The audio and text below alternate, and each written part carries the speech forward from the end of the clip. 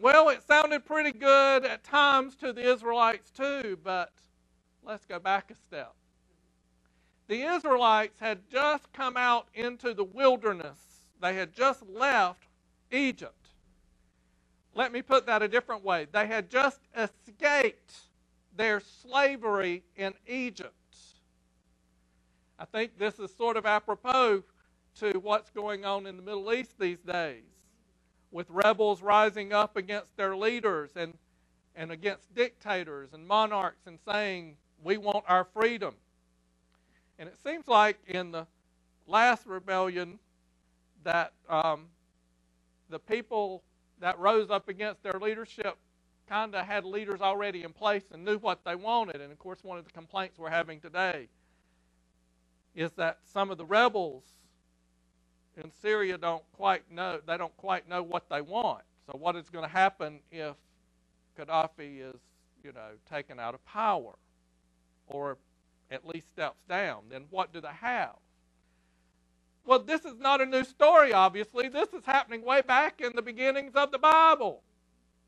Moses, that rebel, is leading the children of Israel out of a dictatorship, out from under the pharaohs, and saying, you can have your freedom. You don't have to live under this. And the pharaohs wouldn't step down, so they just literally escaped.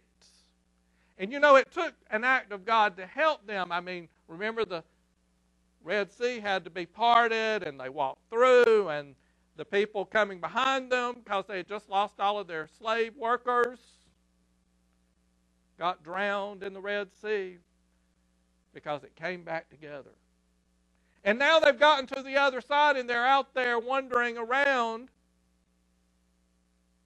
But when you just leave, crops are not just there. They had what food they could take with them, but you have to have more, especially if there's a million of you.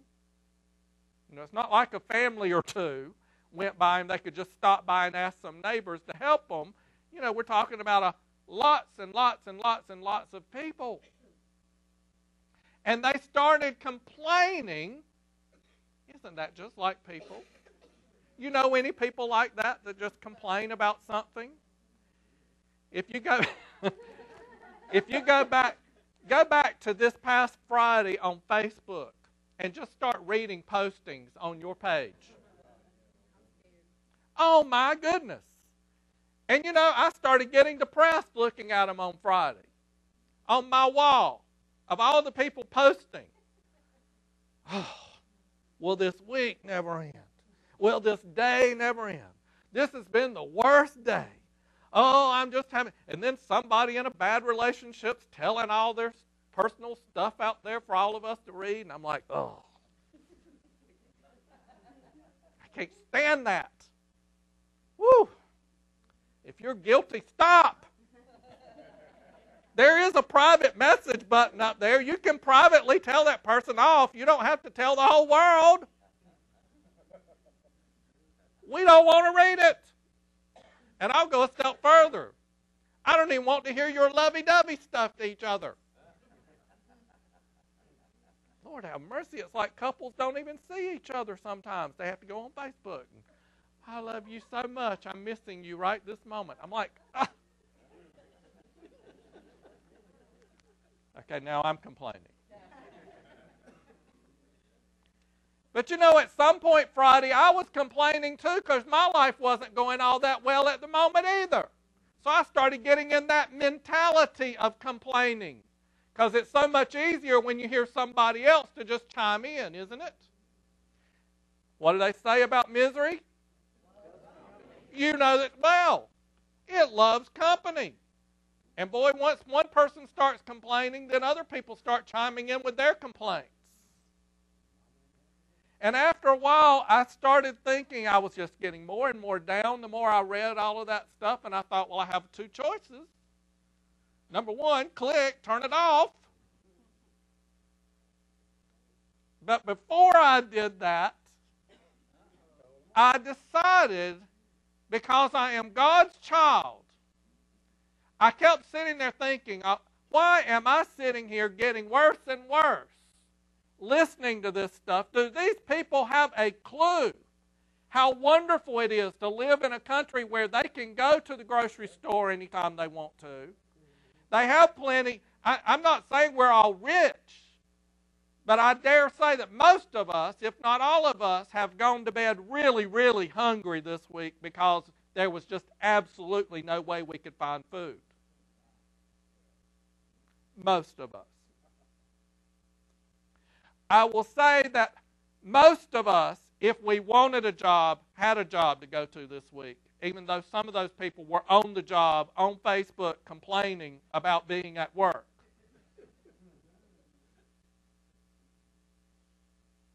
I was not at work when I was reading that, by the way.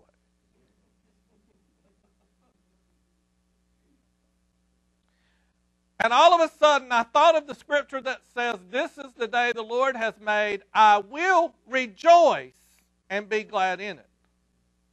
And I began to think about the manna mentality. I thought, this is not a new story. The children of Israel complain.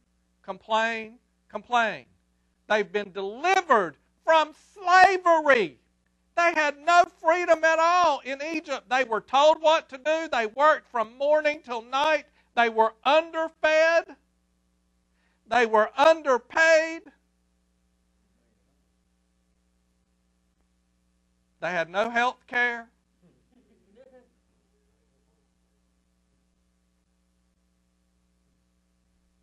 It was fend for yourself. And if you died, you died. If you were sick, you were sick. Too bad. And the wealth was for the wealthy, not for all people. And the opportunities were for the wealthy, and you had to be born into that. Uh-oh. Amazingly, I put on Facebook, not amazingly that I put something on Facebook, but I put something on there saying, I double D dare you to name something good going on in your life today. Because I had just had enough of all the complaining and the griping and the wah. Oh, these were God's people, some of them, God's people. Whining. Thought, you bunch of Israelites, you.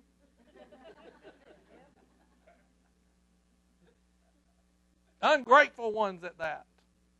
Wah. I can't have it my way. I can't have money and not have to work today.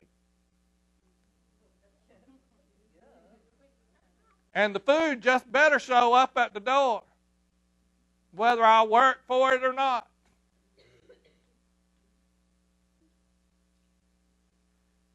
And all of a sudden, some of these people started listing off all these things that they were grateful for and something good that was in their life. Now, I'm sure that a lot of them were only looking as far as they could see from their eyes to the screen, because I noticed some later postings yesterday that they went right back to complaining after they listed what was good in their life.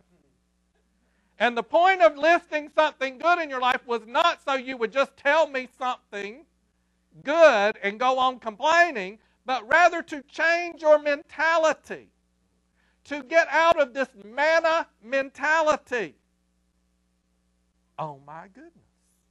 Manna mentality, what is that about? Manna means, what is it? They didn't know what it was. So if anybody says, what's manna? You say yes. Because manna means, what is it? They didn't know what it was. They had never seen it before. It was more like a sort of a wafer that had like honey in it. So it was the bread for the day. And Moses heard the people complaining, but not only did Moses hear the complaints, God heard the complaints. So God spoke to Moses and said, tell the Israelites, I know that you're not back in Egypt anymore. I know you can't go back in all of that slavery. I'm going to send you to a land that's flowing with milk and honey. In the meantime, on your journey, I'm going to feed you. I'm going to provide all the food that you need. I'm going to give you bread in the morning and meat at night. And obviously, God was really good at diets because they were told, get as much as you need for your family. And when they would go out to get what they needed each day, there was not too much for the family, and there was never any lacking for the family. Every family had just enough. Imagine what we'd look like today if we all ate just enough. Not too much or too little. And we have people on both ends of that scale, amen? There are people that don't get enough good food to eat, and they're sitting in this congregation, and there are people that get way too much.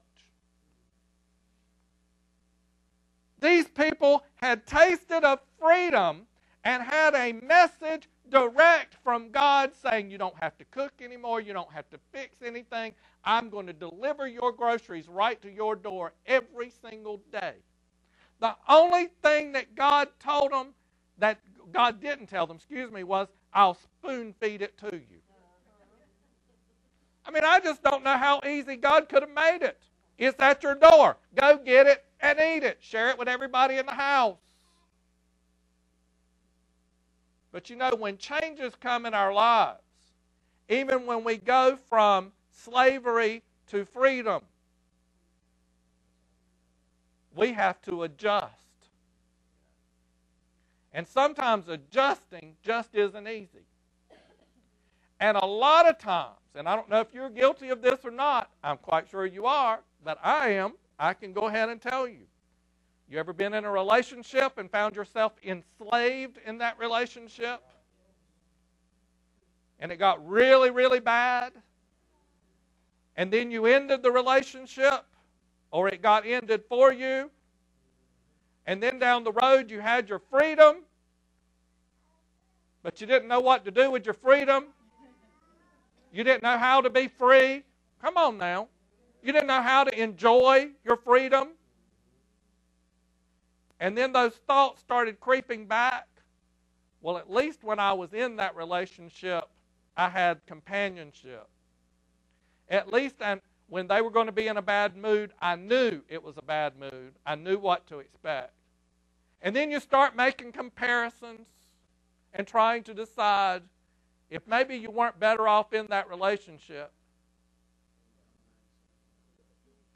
And you start forgetting the bad stuff. I'm going to go ahead and tell you, after the last relationship I was in, long-term relationship, I had to keep reminding myself why we weren't together. I had to finally one day just write it down because I kept forgetting it. I really did. I kept forgetting it. I had to write it down and put it in a safe place that I knew right where I could go back and read it on those days where I was really lonely and really wishing and really wanting and really all sorts of other things, and had to go back and pull that piece of paper out and say, oh yes, oh, wait a minute. That right there, that number one right there was enough. I don't need to read any farther. Number one is enough. If I ever had to get to number two, you know I was really depressed. But at least it was written down and I could look back and say, whoa, whoa, whoa, whoa, whoa, what are you thinking? Manna mentality. Because you see, God offered to bring it to the door, so to speak, of the tent. And then after a while, they're complaining about that.